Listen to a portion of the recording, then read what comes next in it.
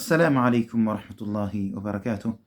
الحمد لله رب العالمين، والصلاة والسلام على المبعوث رحمة للعالمين، أما بعد. أيها الأحبة الفضلاء، مرحبا بكم من جديد. Karibuni tena kwa mara nyingine katika tarehe 9 ndani ya mwezi mtukufu wa Ramadhani.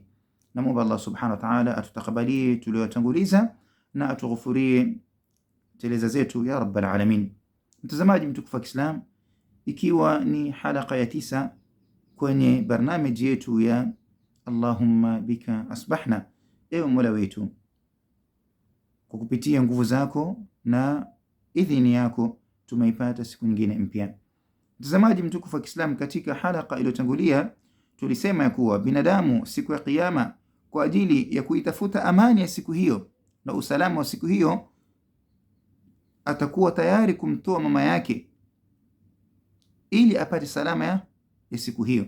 Huenda kukapatikana swali, vipi na wakati mtu kwa siku ya leo anampenda zaidi mzazi wake, vipi atamtoa? Naam, anampenda mzazi wake na hilo nalikubali, na mimi nisingezungumza haya niliyozungumza ila kuna dalili. Tuishini na dalili hizo.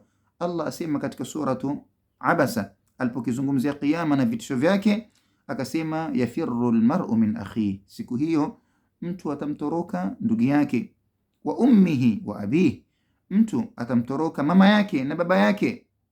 Mama na baba, naam, atawatoroka. Wa sahibatihi wa bani, mtu atamtoroka mke wake na watoto wake. Kwa nini?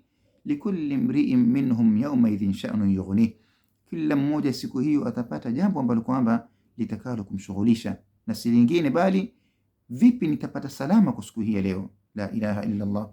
Rudi tena katika suratul Ma'arij, Allah asema kuhusiana na watu wabaya, yawaddu almujrimu law yaftadi min adhabi yawmi idhin bibani, atatamani mtu muovu lau ajikomboe kutokana na adhabu ya Mwenyezi Mungu kutokana na watoto wake. Wa sahibatihi wa akhihi, na ajikomboe kutokana na mke wake na ndugu zake, wote watoe. Kwa nini? Allah asema mbeleni, thumma yunjihi, afanya yote ili apate salama ya nafsi yake au kokee.